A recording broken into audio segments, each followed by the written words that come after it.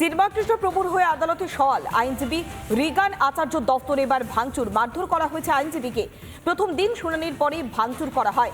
তার অপরাধ একটাই, তিনি চিন্ময়কৃষ্ণ প্রভুর হয়ে আদালতে সওয়াল করেছিলেন। তারই মাসুল গুনতে হয়েছে কার্যতই আইনজীবী রিগান আচার্যকে। তার দপ্তরে ভাঙচুর চালানো হয়, মারধর করা হয়েছে আইনজীবীকে। আমরা আরো বিস্তারিত জানবো, সরাসরি নিউজরুম থেকে রয়েছেন আমাদের প্রতিনিধি কিশলয়। কিশলয়, তাহলে কি এবার চিন্ময়কৃষ্ণ প্রভুর হয়ে সওয়াল করলে কি পরিণতি হতে পারে তা কি চোখে আঙুল দিয়ে দেখানোর চেষ্টা করা হলো? সেই কারণে কি রিগান আচার্য দপ্তরে ভাঙচুর করা হলো শিক্ষা দেওয়ার জন্য?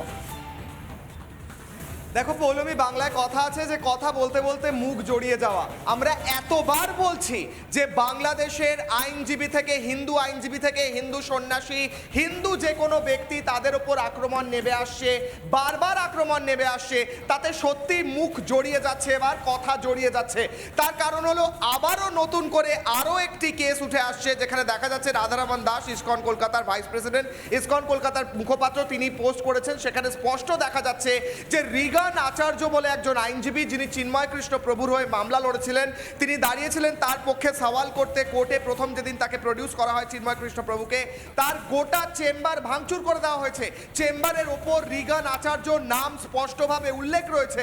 সেই গোটা চেম্বার যেমন ভাঙচুর করে দেওয়া হয়েছে, তারই সঙ্গে সঙ্গে তার মাথায় ব্যান্ডেজ বাঁধা, তার মাথা ফেটে গিয়েছে, পা ভেঙে গিয়েছে এবং অত্যন্ত খারাপ অবস্থা, অত্যন্ত ক্রিটিক্যাল অবস্থায় তিনি এই মুহূর্তে রয়েছেন বলে বাংলাদেশ সূত্রে খবর পাচ্ছি।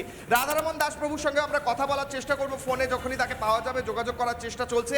এবং তারই সঙ্গে সঙ্গে আরও একবার বলবো, এর আগে আমরা দেখিয়েছি 51 জন আইনজীবী, প্রত্যেকের চেম্বারে গিয়ে ভাঙচুর চালানো হয়, প্রত্যেকের বাড়িতে অ্যাটাক করা হয়, প্রত্যেককে ফিজিক্যালি অ্যাসল্ট করা হয়, মারধর করা হয়, তাদের নামে ভুয়ো মামলা দেওয়া হয়। সেরকমই আরও একটি কেস সামনে চলে এলো। গোটা বিশ্বকে আমরা রিকোয়েস্ট করব, গোটা পৃথিবীকে, গোটা ভারতকে, গোটা পৃথিবীর যত দেশ আছে, যে তারা দেখুক কিভাবে আইন শৃঙ্খলা ভেঙে পড়ে সম্পূর্ণ দুমড়ে মুচড়ে, গণতান্ত্রিক অধিকার দুমড়ে মুচড়ে দিয়ে একটি দেশ শাসন চালাচ্ছে, বর্বরতার সঙ্গে সন্ত্রাসবাদীরা শাসন চালাচ্ছে। এবং সেই পরিপ্রেক্ষিতে রিগান আচার্যর ছবি আরও একবার প্রমাণ করছে যে আইনজীবী হয়েও যদি কেউ মামলা লড়তে যায়, তার মাথা ফাটিয়ে, তার চেম্বার ভেঙে দুটুকরো করে তাকে ফেলে রাখা হবে।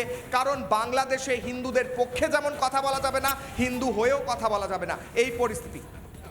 নিঃসন্দেহে কিশলয়, যে ভয়াবহ পরিস্থিতি তৈরি হচ্ছে গোটা বাংলাদেশ জুড়ে, চিন্ময়কৃষ্ণ প্রভুর হয়ে যদি আদালতে সওয়াল করতে যায়, তার মাসুল গুনতে হচ্ছে আইনজীবীদের। ঠিক তেমনই উদাহরণ হচ্ছে রিগান আচার্য।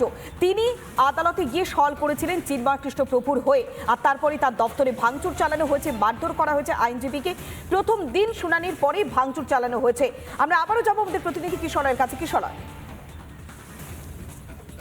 একেবারে এই মুহূর্তে আমাদের সঙ্গে টেলিফোন লাইনে রয়েছেন ইসকন কলকাতার ভাইস প্রেসিডেন্ট এবং মুখপাত্র রাধারমন দাস। রাধারমন প্রভু, রিপাবলিক বাংলায় সকাল থেকে আপনি বক্তব্য রাখছেন। এই মুহূর্তে আরও একটি কেস উঠে এলো, যেখানে একজন হিন্দু আইনজীবী চিন্ময়কৃষ্ণ প্রভুর হয়ে কোর্টে সওয়াল করতে গিয়েছিলেন। তার মাথা ফাটিয়ে, তার পা ভেঙে ফেলে রাখা হয়েছে এবং তার গোটা যে চেম্বার ভাঙচুর করে দেওয়া হয়েছে, সেখানে তার নাম লেখা রয়েছে রিগান আচার্য। আপনি পোস্ট করেছেন, আর কি বলবেন?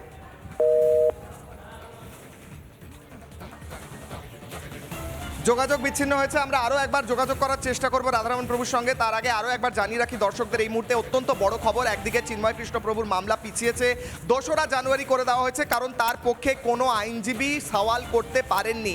সওয়াল করতে পারেননি কেন?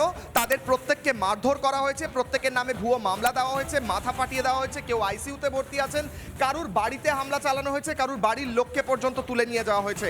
সেই জায়গায় দাঁড়িয়ে আরও একবার ইসকন কলকাতার ভাইস প্রেসিডেন্টের এই পোস্ট সামনে নিয়ে আসছে বাংলাদেশের সরকারের নক্কারজনক এই মুখ, এই বারবেরিক, যেটা ইংলিশে বলা হয় বর্বরদের মতো, সেই মুখ এই মুহূর্তে স্পষ্ট হচ্ছে। সন্ত্রাসবাদের একেবারে এপিটম, সবচেয়ে উচ্চতম পর্যায়ে পৌঁছে গিয়েছে এই মুহূর্তে পৌলমী। এবং সেখানেই স্পষ্ট হচ্ছে যে কিভাবে, আরও একবার স্পষ্ট হচ্ছে যে বাংলাদেশে একটা সরকার চলছে যা অবৈধ এবং সন্ত্রাসবাদীদের দ্বারা সমর্থিত। একদমই তাই কিশলয়, তা আরো একবার বেআব্রু হচ্ছে একের পর এক জায়গায়। যেভাবে হিন্দু সন্ন্যাসীরা আক্রান্ত হচ্ছে, যেভাবে নক্কারজনক আচরণ করে যাচ্ছে ইউনূসের সরকার, তাতে যে অরাজকতা চলছে তা সত্যি বলার অপেক্ষা থাকছে না। অনেক ধন্যবাদ। সরাসরি নিউজরুম থেকে ছিলেন আমাদের প্রতিনিধি কিশলয়।